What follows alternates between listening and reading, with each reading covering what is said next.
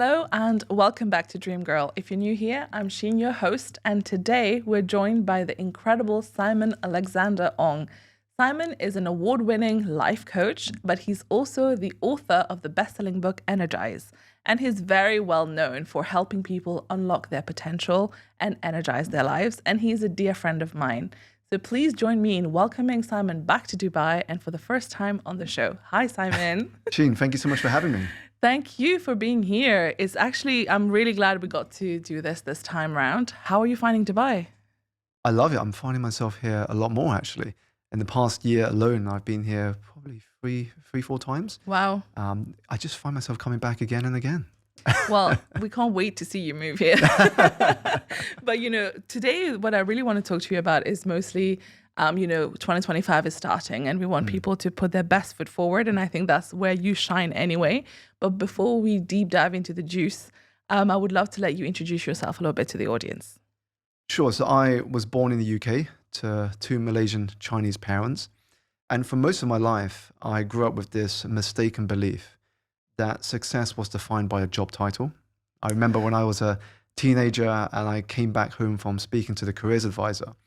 And I said to my dad, I don't know what career path to go down because that would influence the degree I choose at university.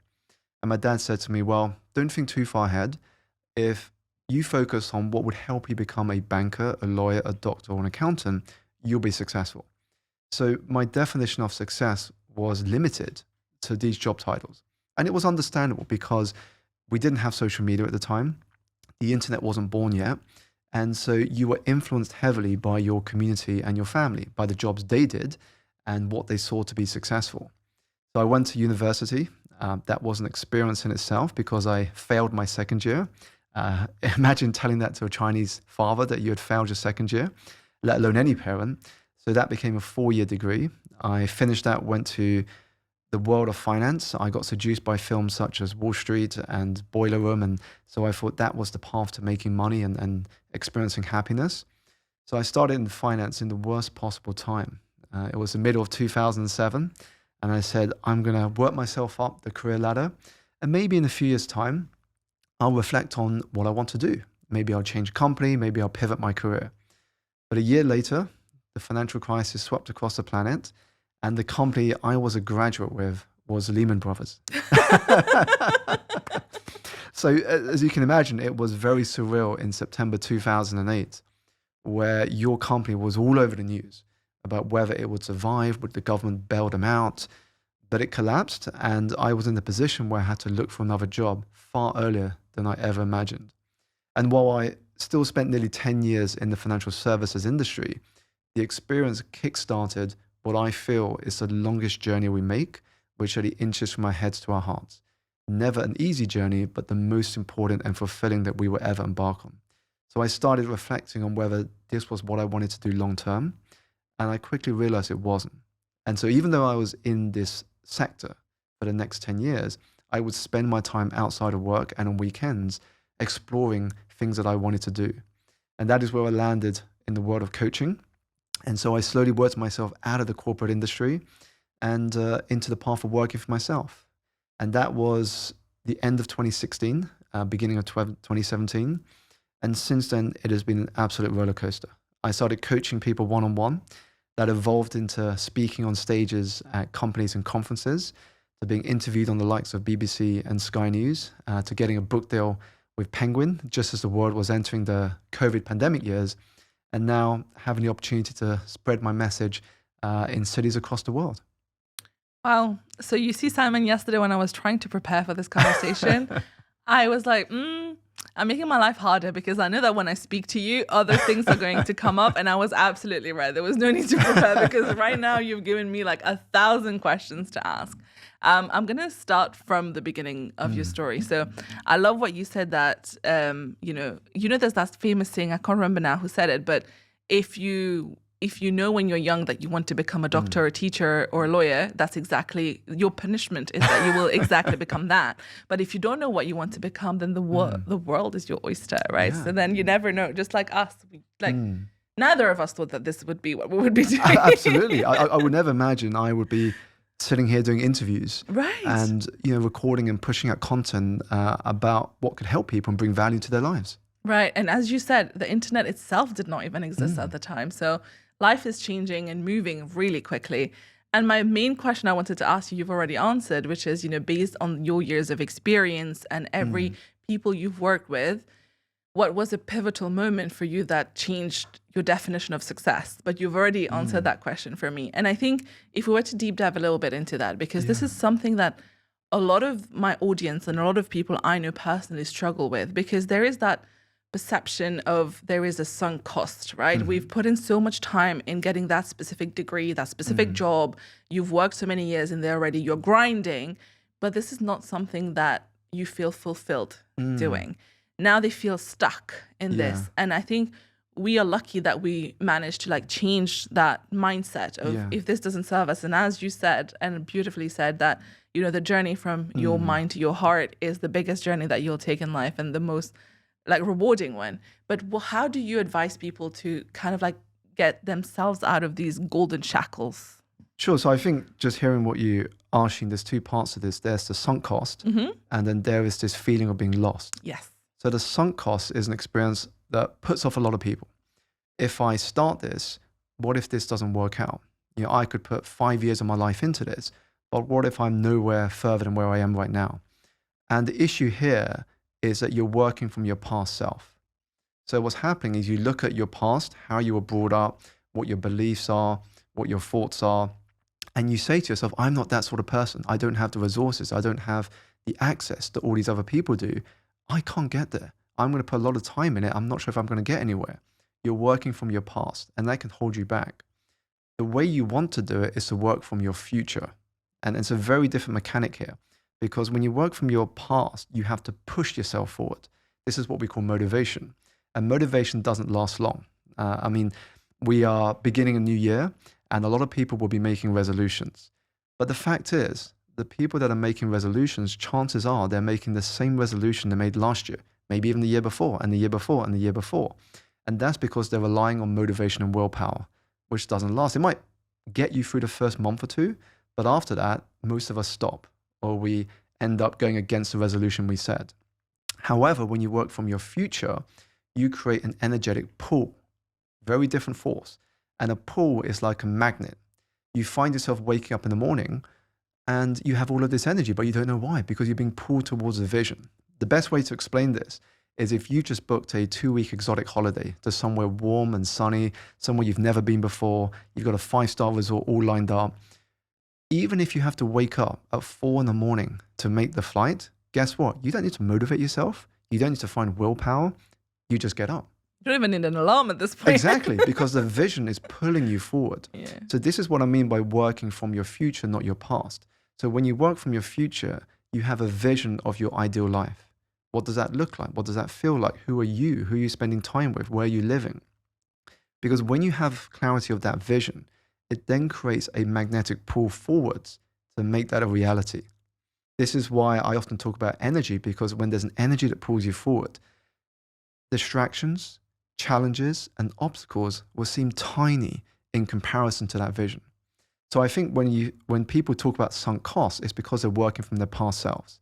When you work from your future self, you don't care how long it will take, because you know someday you will get there. You know the sacrifice is worth it because you know sacrifices are necessary. Otherwise, the thing you want becomes what you sacrifice. So that's on sunk cost.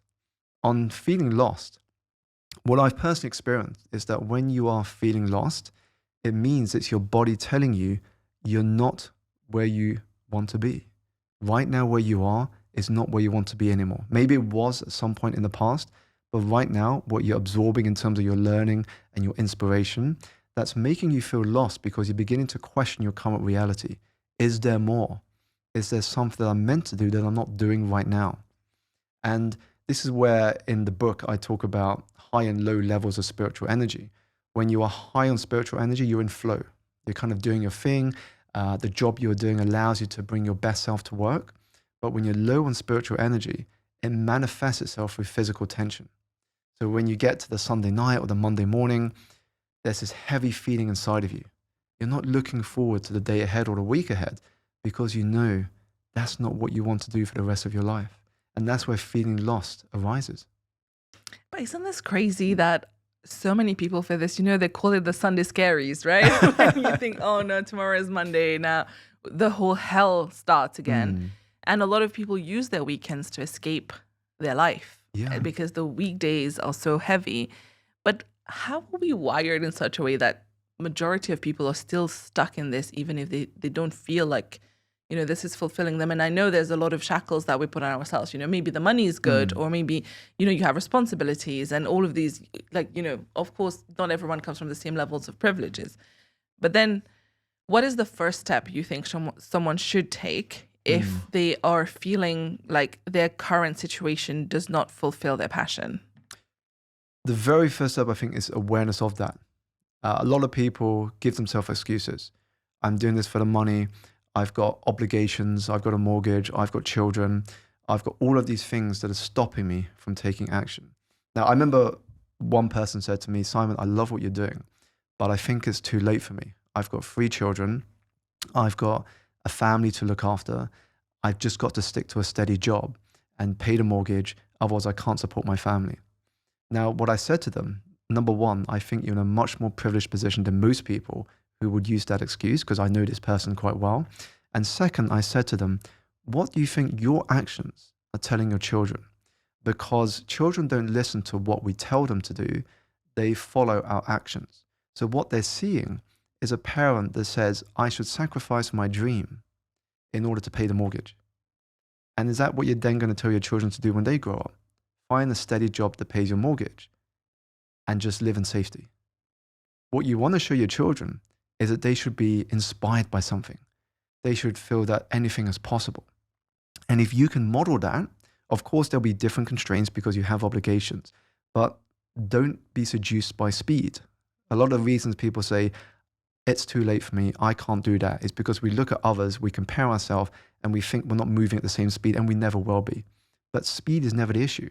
You can move slowly in the right direction, and you'll still get there at some point. I always say that it is far better to be climbing slowly up the right mountain than fast up the wrong mountain. So you can have all of these excuses, but ultimately, the buck stops with you. And do you want at the end of your life a mountain of regret, or the ability to look back and say, thank God I made those decisions, and your children looking up to you saying, you've been such an inspiration, I want to go and chase my dreams as well. So that's what I often say to people, is really be aware of where you are right now and then take responsibility. You're never really going to change unless you take responsibility for where you are and where you want to be. Yeah, I mean, at this point, it feels like you're talking to me directly.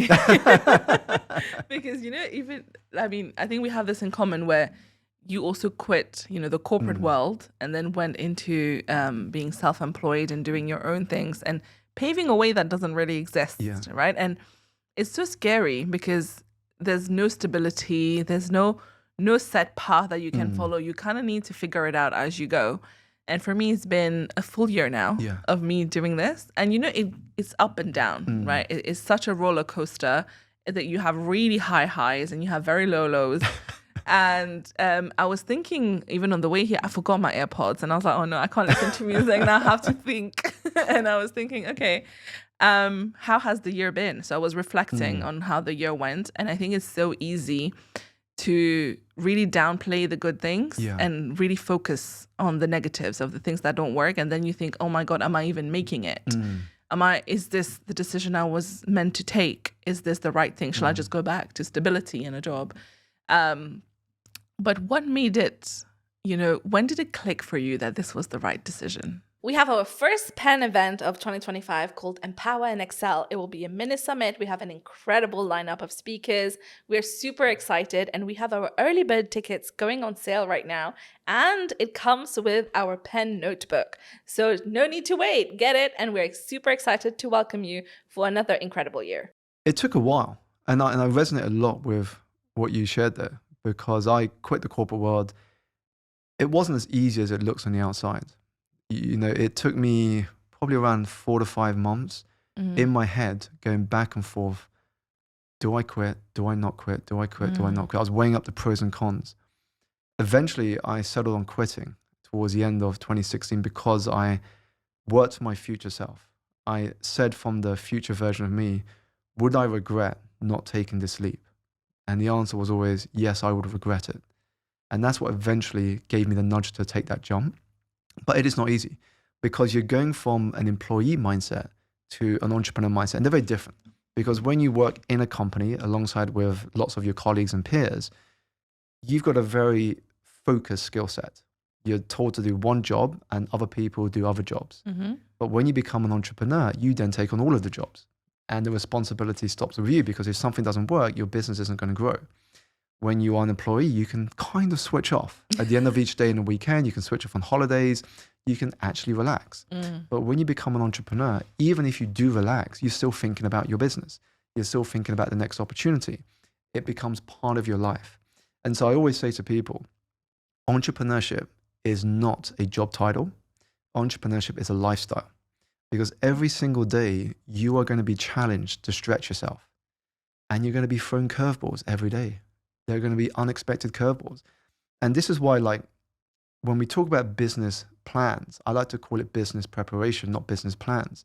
Because when you plan for something, you're planning with the expectation of order. I'm planning, assuming all of these variables will not change, that these variables will turn out the way I want them to turn out. But if you plan for order and chaos erupts, which in most cases it does, then you're being very reactive. You're reacting to fighting fires. But if you're preparing yourself, i.e. building relationships, accumulating knowledge, and putting out content into the world, what happens is that whatever the world throws away, you can adapt. And that is an entrepreneurial skill, to adapt to whatever the world throws your way. Yeah, you're so right. I was trying. Who was it? Somebody asked me a question, being like, how does it feel to be an entrepreneur? And I said, it literally feels like being a plumber. Every day there's a new leak and I'm just trying to fix it and make sure the water is going through every day. There's no rest. Even now, because right now I'm running 2 businesses and right now I have a business partner for one of them. And it's actually the professional network. And we were like, should we take a week off? Yeah. I was like, yeah. I said we should take 2 weeks off. She was like, no, we can't take 2 weeks off. You have 1 week off. That's it. Because if you're not there, the business doesn't run. And as you said, we are currently reading the E-Myth as well. This is our little book club as business partners. We're doing this. And it's so difficult. And you realize that even as a business owner, you're still functioning as an employee. Yeah. Because that's what we're trained to do. And to break out of that and become an entrepreneur is a little bit different. But do you think everyone has it in them to be an entrepreneur? I think deep down we all have the raw skills. The challenge is if we are prepared to develop those skills. It's like talent. I believe truly we are all talented in something. When we're born with very unique skill sets because we have different upbringing, different backgrounds, different ways of being nurtured. The thing is, you cannot rely on just talent alone. You've got to nurture it, you've got to develop it, and you've got to find something that allows you to express your skills. I mean, for example, me, I love speaking. I didn't know that until I started just trying lots of things. And then one of my coaching clients fortunately said, Simon, I've really enjoyed our coaching together. My company are putting together a leadership seminar next year. Would you be interested in being one of the speakers? And I said, okay, yes, let's give it a shot. It'll be my first paid opportunity if you don't mind that. And she said, no, I think they'll really enjoy it. And so I said yes to that opportunity. And since then, the speaking just grew. And so I find part of it is just saying yes to opportunities to test your skills and see which one sticks. Because you never know until you put yourself out there. You're so right. And then once it makes sense, you're like, this was obvious from the beginning. I should have been able to tell this. Even me, when I was in school, my parents would always be told by the teachers, oh, she's a great student, but she talks a lot. And you know what? Look at today, this is my job now, just talking to people. Absolutely. And even when I was young, I remember thinking back to my childhood, I always used to love art. Like I won a local drawing competition. I was into painting. But my parents would always say, Simon, you keep art as a hobby. It's never really going to pay. And their perception was just going past Leicester Square in London and seeing all these artists who were on the street, constantly asking for money and just busking, living life on the street and busking. But funny enough, now that interest in art is manifesting itself through different ways because whether it's my book in terms of marketing it, whether it's the work that I do with clients, it's coming through creative marketing. And that's where my artistic insight is now flourishing, but in a very unexpected and different way. And so just being open to how that develops, I think is important. Yeah, I love that. But I also want to move a little bit into, the whole energy thing. Yeah. You speak so eloquently about energy and how to make it work for you to live your best life. But I feel like a lot of people also think that the energy chat is a bit wishy-washy and it's the new age and they don't really believe it. They don't understand what it means. But how would you explain it in very simple terms? Sure, very simple terms. First of all, let's give some context. Energy has been around forever, even in popular culture. So if you watch the Star Wars film franchise, they call it the Force. If you practice yoga, your teacher might call it prana. In Maori culture, they call it mana. In my culture, they call it chi. So whatever term we use to describe it, we're all talking about the same thing, which is energy as life force. The second context I have is that you already experience it. So when you go to a networking event and two people approach you, you are more inclined to start a conversation with one person over the other, even though none of them have said a word yet, because something has drawn you to want to start a conversation. Again, that is energy. Now, if we look at it from a practical point of view, energy management, not time management, is the new productivity, because time management assumes that your energy is constant throughout the day. So when you open your schedule and you look at your day ahead and you go, okay, I'm going to block out 1 hour for this, 2 hours for this, 1 hour for this, and so on. If you're not thinking about your energy, chances are that some of those things won't actually get done. I know some people that say, I've got a busy day, so I'm going to work out at 4 in the afternoon. Now, let's say weather takes a turn for the worse. You have a really intense day. You have a lot of challenges. You feel a bit stressed. By the time it gets to 4, are you really going to go to that workout? Probably not. And so energy management allows you to work with your body and not against it. And it helps you to understand that our energy fluctuates throughout the day. Now, when we think of it from how do I work on myself when I think about energy management, we can split it into 4 dimensions. So you have physical, emotional, mental, and spiritual. Now, physical is the one we all know. When people start New Year's resolutions, it's always, I'm going to sign up to the gym. I'm going to get a new fitness schedule in place. I'm going to work on my diet. So this is physical energy. It's all about nutrition, movement, and sleep. Mental energy is about creative focus. It's about mindset, and it's about your ability to manage what comes your way each day. That's mental energy. Emotional energy is all about relationships. So the relationship with yourself, the relationship with people around you, and the relationship with the universe around you. And the spiritual energy is all about meaning and purpose. Are you doing something that feels significant and purposeful for you? Because if not, it's just going to feel like a job. It's not going to feel enjoyable. And that's why some processes for people feel like a chore. If it feels like a chore, you're never really going to do it to the best of your ability. But when it feels enjoyable and fun, you're going to show up in a very different way. Okay. And firstly, going back to what you said in terms of the networking event, some people also call this the vibe of someone, right? Absolutely. So that's what you mean by the energy of what you see in someone and how you bond with people. It's emotion. Emotion is nothing more than energy in motion. I think Maya Angelou said it best when she said, people will forget what you said, people will forget what you did, but they will never forget the way you made them feel. And that is a connection you're creating with somebody that you cannot explain in words, you just feel it.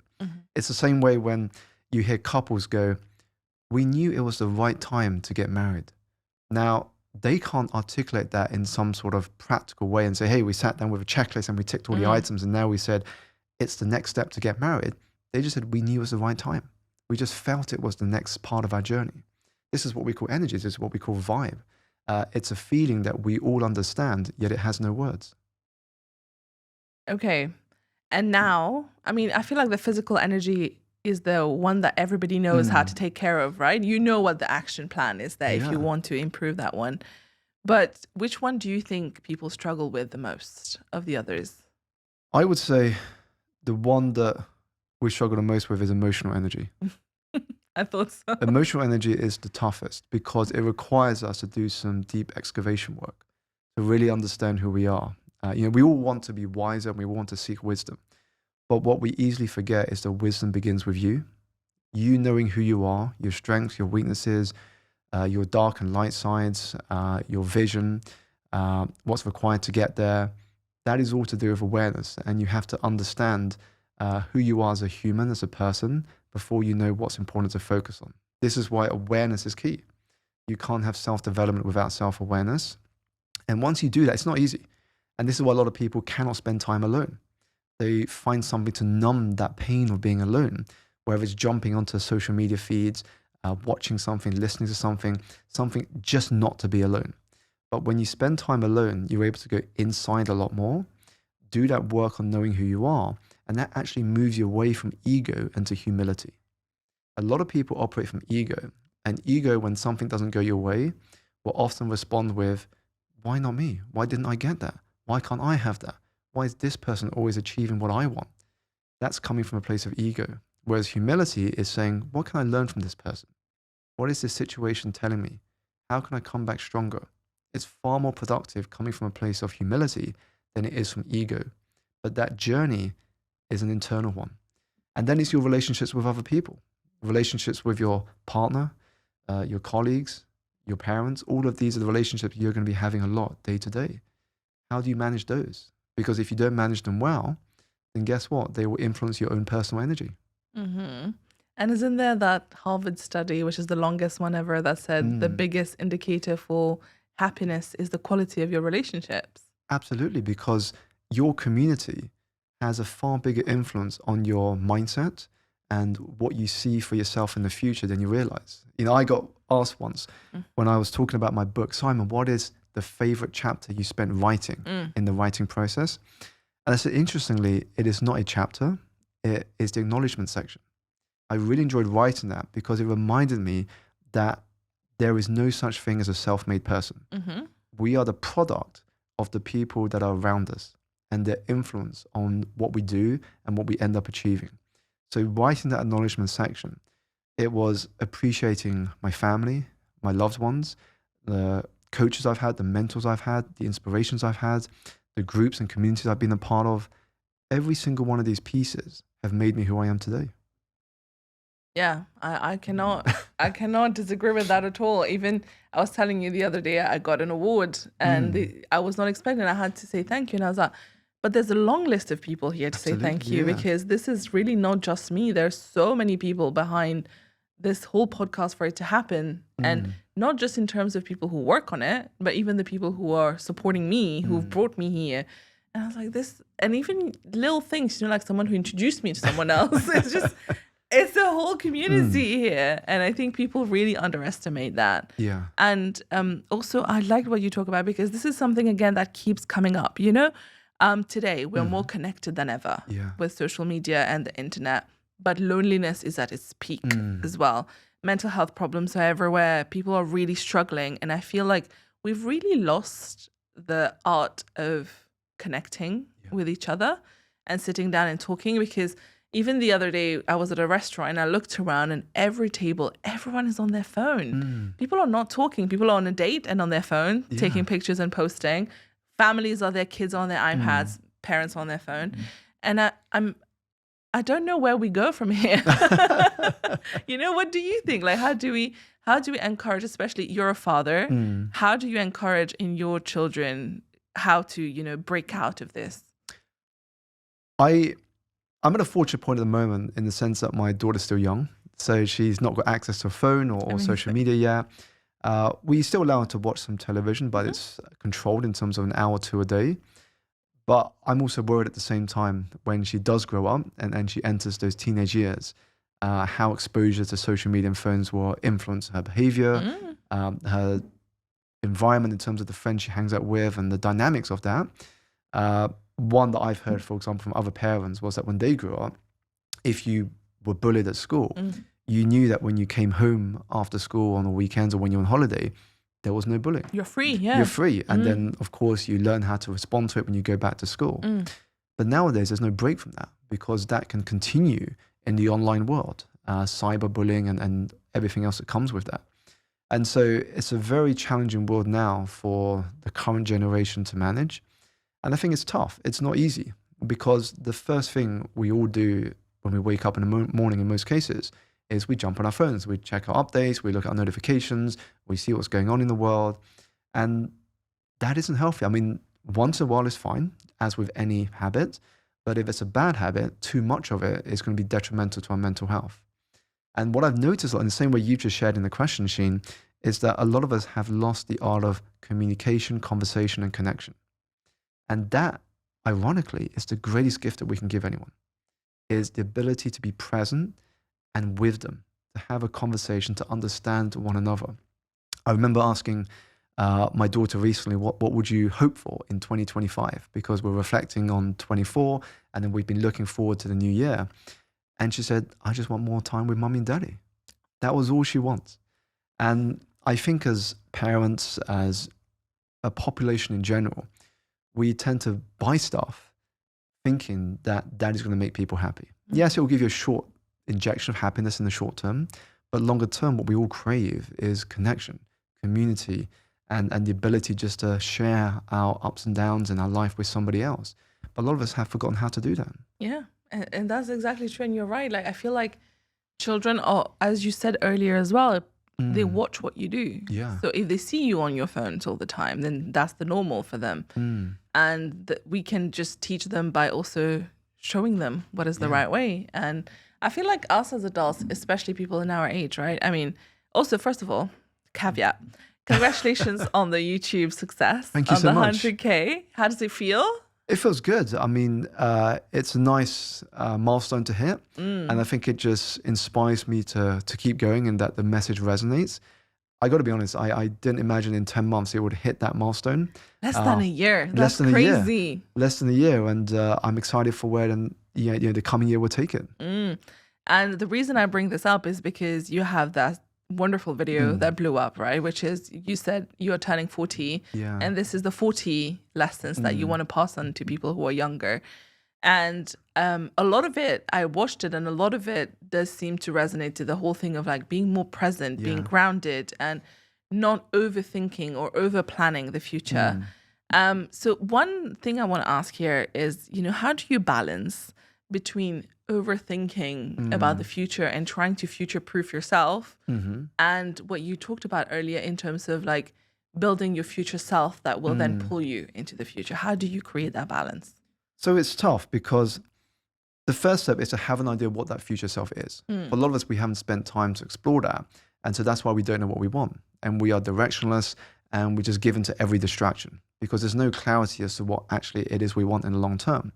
So the first step is to start there. Now, if you've never done it before, you won't have 100% clarity, but you don't need 100% clarity. You just need to have a vague idea first.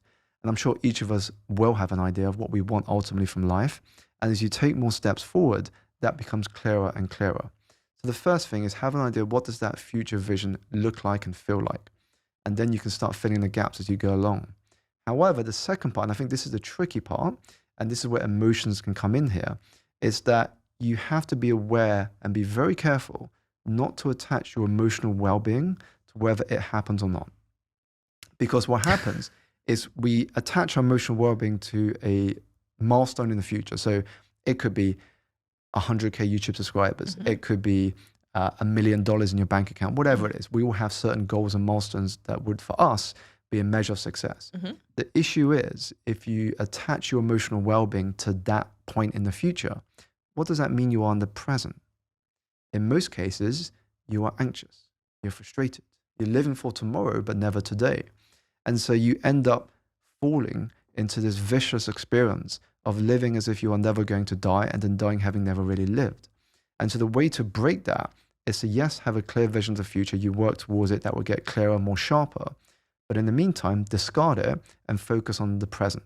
What can I do today that will move me closer to that vision and stack the odds in my favor that will happen? I remember when I was visiting Japan one year, I went to Kyoto, and there's so many beautiful temples in Kyoto. And I remember reading an inscription in one of these Zen temples, and it said very simply, be attached to no outcome and open to everything. Now, if we split that into two, be attached to no outcome means that your emotional well-being is not dependent on something happening or not. You never fully control outcomes. All you fully control is inputs. What are the inputs that you are putting in each day? Being open to everything means that you're not rigid. You're open to serendipitous moments. You're open to a chance introduction. In my case, I was open to someone saying, hey, you should come speak at my company. And just being open enough to say yes and figure it out as I go along. So it's balancing the vision with being okay that will take a while to get to. Understanding that things do take time. The challenge is a lot of us can be so attached to that outcome that we're never really living in the present. And the irony is we don't get any action done because we're just wishing, hoping, and over planning without realizing that the key to stacking the odds in your favor is visualizing years, planning months, executing days. Okay.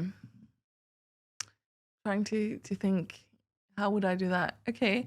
So I like what you said in terms of, it's clear for me in terms of what is overthinking Yeah. and what is visualizing your future. Mm. And I think at the start of year, a lot of people start to do, like manifestation and planning your Yeah. year.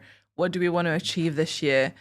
But how do you not attach the emotional part of it to it? Because I feel like, speaking for myself, Yeah. I know that if I think about, let's say by next year, I want to have this thing with the business, this project A becoming a reality by the end of next year.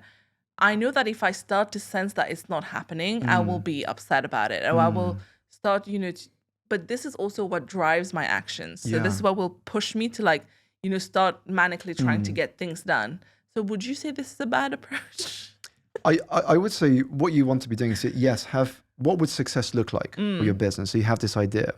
And then the question you want to ask yourself, which I think is more important long term, because you have to ask yourself this question: do you just want that goal to succeed, or do you want that and more? Because then what you want to focus on is what would be the habits and the choices I need to make today to increase the odds that happens. And that could be a mindset thing, that could be an action thing, that could be a relationship thing. So you ask yourself, for this to happen, what must change now? And what you'll find very quickly is that when you start to make changes in the present to increase the probability that happens, you'll find you don't just get that. You get lots of other things coming your way. And that's what you really want to focus on, is that foundation. So when I started my business, I said to myself, if I could build a thriving coaching practice one-on-one, I'm already a happy guy. But at the same time, I didn't attach myself to that. I was open to the fact that it could morph into something else. There could be other stuff coming in. And so I focused on the foundational habits. For me, one of them was relationships. So I would always sit at the front, if not the front row of events, try and connect with people there, introduce myself, connect with event organizers. And I was just doing this all the time. I was reaching out to people on LinkedIn, on online platforms, and over time the network grew. And just from that, without planning, people would say, hey, Simon, you should speak at this event. Hey, Simon, my friend would love to be coached by you. Hey, Simon, have you thought about working with this company? And people started becoming my marketers without me planning to do so, just because the foundational habit of building relationships took on a life of its own. And then there was the other area of learning about business. I went to seminars, I read books, and suddenly I got to meet lots of people in my industry and learn from them what I had to do to become better. And so suddenly that in time got done, yes, but then so many other things was given birth to because I was focused on the thing that would stack the odds in my favor to make that happen. Another way to put it is that the more action you take in terms of stacking the odds in your favor, the greater your surface area of luck. And luck happens when more people are aware of what you do and how you add value and how they can bring value to you. If you are the best thing in the world, but no one knows about you, what's the point of that? But then, it's hard sometimes to keep shoving it down people's throat, about your achievement and the work that you do. So how do you do it? What do you think is the best approach? So this is where communication comes into play, is how do you communicate what you do in a way that sounds natural? So I'll give you an example. I did a talk recently with a community of entrepreneurs, and their biggest challenge is sales. How do I sell my idea? How do I sell my product or my service? And I say to them, your challenge is right there. You're focusing on the wrong thing, because 99% of entrepreneurs are focused on sales, but that's why most don't do well. What you want to do instead, by switching it on its head, instead of USP standing for unique selling point, change it to unique serving point. How can you serve people so well that either they will say to themselves, how do I do business with this person? Or if not, if they're not your ideal customer, how can I share this with other people? Because that experience was so amazing. And so when you come from that perspective, you'll quickly find that people want to help you. People want to talk about what you do. I remember one time I was having a prospect meeting with someone working in the music industry. We had a 90-minute in-person conversation. And then the next day he was due to fly to New York. And I just listened and listened and listened, asked questions, dug deeper. And I didn't focus on any selling as we got to the end. And I said, you go to New York, you do what you need to do. When you come back, let me know how you want to proceed. I let him have the decision.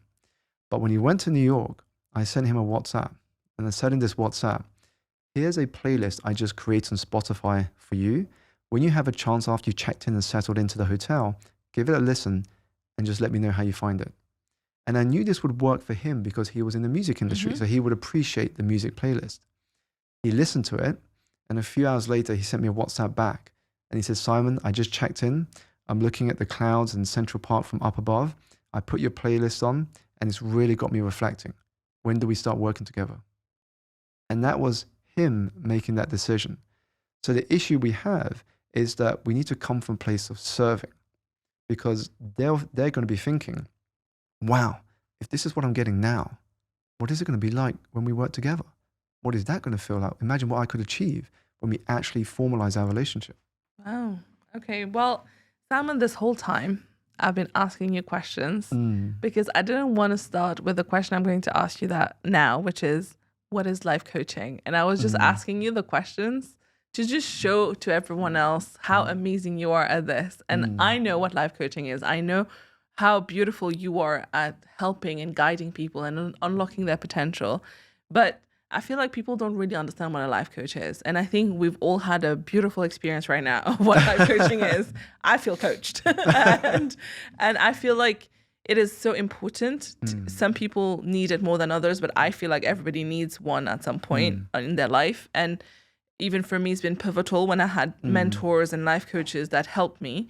But how would you define what coaching is, especially life coaching? Because, you know, I feel like if you tell someone I have a sports coach or a PT and things like that, people are like, that makes sense. Yeah. But when you tell them you have a life coach, they can be like a little bit skeptical about it. And it's funny because when you ask that question, it reminds me of one of the challenges I give all of my mentees and people I speak to who are in business.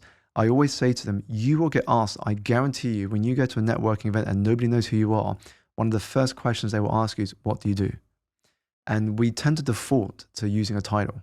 I'm a coach, I'm a speaker, I'm an entrepreneur, I'm a chef, I'm an actor. But the thing is, a title tells you nothing. And we as humans, not our fault, but we as humans, we make judgments on a title before we know anything else. So if I said to someone, hi, I'm Simon, I'm an accountant. Now, I might be the best accountant and the funniest accountant you've ever met, but just because you've heard the word accountant, you think boring straight away. So my challenge to people is to always lead with a story. Lead with a story where you can create and evoke an emotion in someone. And so for me, when I talk about coaching to people, what is coaching? The way I describe it, it's like you have a key that unlocks the source of your wisdom. Because coaching is, in essence, the power of using the right question at the right time. So just to give context, in a recent coaching session, someone said to me, Simon, it's been 5 years I've been working on this book idea. I really think it's going to do well, but I'm just trying to make sure it's perfect. I'm just trying to make sure it has a message I want to get out into the world. And I know the reality is, the reason it's taken 5 years is because there's a lot of fears and doubts in their mind about whether that will do well. And they're experiencing some imposter syndrome. So hearing all of that, the question that came to my mind, and it opened up a little door in their head, was how much longer are you going to avoid what you are capable of doing in order to continue with what you are comfortable doing? And I just let that sit and then let them reflect on that question, because it could be the very thing they need to realize it's them stopping them and what must change. Yeah, it's like holding a little mirror, isn't it? At the right time about the right things. No, that makes a lot of sense. But then, Simon, you have all of the right tools. I mean, I feel like you help everyone else. As you said, you have the key. Yeah. Does that mean you are never stressed out? No, I'm human as well. I stress out. I have self-doubt. I have my own fears. I just manage them a lot better than I used to. I mean, for example, when I was writing the book during the COVID pandemic, it was probably one of the toughest years of my life. People see the book on the shelves, they read it, but the fact is, at some points, I didn't even know I was going to finish it. I didn't even know I was going to make it to the end because I got the book done in April 2020. That was the same month that the UK went into its first lockdown. It was the same month where my wife and I had our daughter. And it was also the same month where all of my speaking invitations were cancelled because nobody could hold an event in person, at least for that first year. And so I had to pivot a lot in the business and the expectation that my family would be over to help with childcare so I could focus on writing didn't actually materialize. They had to cancel their flights and hotel stays. And so it was a balancing act between writing a book, managing a business and a household, and changing diapers and putting my baby to sleep. So it was a really tough year. And as I said, there were a couple of moments I said to my wife, I'm not sure I'm going to finish the book. Do I ask for an extension? Do I stop the project? And, she said, there is not many people that get the opportunity you've got. You've got to do it. However long it takes, you've got to see it to the end because you're going to be kicking yourself if you don't take advantage of that opportunity. And it made me realize at that point as well, is that who your partner in life is so, so important because we don't talk about it enough. I mean, when we talk about environment, we talk about people you spend time with, the books you read, who you follow on social media. But your life partner is the person you're going to spend the most time with aside from yourself. And so if they're going to champion you, that's going to give you the motivation, the inspiration, the energy just when you need it. And you never know when that point will be. Yeah, that's a very good point. And I feel like I feel like we could have a whole other podcast on this topic, because this is something that the new generation talks about a lot. A lot of people are settling. There's a lot of pressure. Yeah. People are getting married later in life. So much going on, but you're so right. Your life partner is a very important decision because they not only impact your personal life, they impact your professional life as well. And that's such a good point. But I guess now one of the final questions I have for you is what advice do you have for how to start the year on the best foot? Best advice I can give, start small. Start small. A lot of us, when we begin a new year, we try and do too much. We set these big, lofty goals of what we're going to do, what we're going to achieve. We tell everyone, and we start strong and then we fail. And then we just stop for whatever reason. What you want to do is focus on starting small and being consistent. And you can always build on that. Just do one tiny thing that is going to stretch you a little bit, but it's not going to throw you into the deep end. And then build on that slowly. That's what I would say. Yes, think big, but start slow and be consistent. Because consistency will always beat intensity. Too many of us have it the other way around. I'm going to go intense, I'm going to go hard, I'm going to go strong, we're going to go all in. It's fine, but that's not sustainable over the 365 days you've got ahead. Start small, be consistent, and then when you build the confidence, you can add on top of that. That's the best advice I can give. Start small, be consistent. And what's next for you, Simon? What's coming out now for you in the next few years? What's next? Is every year, Sheen, I love challenging and disrupting myself. I've always said to people that in today's world, it has never been easier to succeed because all the information you need, the information is out there. It's in books, it's in YouTube videos, it's in podcasts. All the information you need is out there to be successful. So the challenge today is not whether you can become successful. The challenge is remaining who you are after you're successful. And so one of the ways I do this for myself is every year I give myself a challenge. I try and think of a way to disrupt myself. So this year, for example, it's going to be focusing on building community. Last year, it was on building a YouTube channel. So that was my challenge. Successfully. This year, it's going to be on how to build community from there. And then it allows me to feel like a beginner every year, to feel like I'm starting from scratch, because that eternal student mindset is so important. There's this idea I share a lot called the 100-hour rule. Is that if you spend 100 hours in a year to learn your field, it puts you ahead of 95% of your peers. And that, if you bring that to a daily basis, is only 18 minutes a day. So 18 minutes a day on average for 1 year will put you ahead of 95% of people if you commit to learning and studying on a daily basis. When you put it like that, it sounds so easy to get better. I think a big mistake we often make is we overcomplicate things. It's like physical energy. I mentioned it's nutrition, it's movement, it's sleep. And a lot of people will say to me, Simon, that sounds so easy. Is that really all there is? And so my response to them is this. There's a famous proverb that goes, an apple a day keeps the doctor away. How many of you still eat an apple a day? Yet we're told that since we were a child. And so the information that is out there, a lot of it is a lot simpler than we realize. We just overcomplicate it. If we just put that simple advice to action and apply it every day, guess what? You will get there. But we tend to find, what's the quickest hack? What's the strategy I need? What's the gym clothes I need to get? What's the best brand to work with? What's the best gym or PT I need to work with? Just get out and run. Just get out and start walking. Go swim. It's as easy as that, but we overcomplicate it. Keeping it simple Absolutely should be our theme for 2025. I like it. Okay, that's amazing. And I guess the final question, which I ask every guest, and I feel like for you it's a bit too easy, but I'm going to ask it anyway, is how do you introduce Simon without mentioning what you do as a job, where you're from, and what education you have? The best way I would introduce Simon is that everything he does is designed to inspire you to live a better story, to understand that your yesterday does not have to be your tomorrow, and that within your hands, you are both the sculptor and the sculptor. See, I knew it was too easy for him. This just feels wrong. But thank you. Is there anything else you would like to leave the audience with? The only thing I would leave the audience with is the fact that you may wish to win the lottery of your national regional jackpot. But what we often forget is that you have already won the greatest lottery that there is going, and that is the lottery of life. You being born is a miracle. The question for you is, what are you going to do with that winning ticket? What are you going to do with that winning ticket of life? Well, I need to go think now. But thank you so much, Simon. I knew this would have been amazing, but it was so much better than I even expected. Thank you for everything you do as well, for helping everyone else out there. And if you're ever back in Dubai, we'll do a part 2. Absolutely, Sheen. Thank you so much for having me on.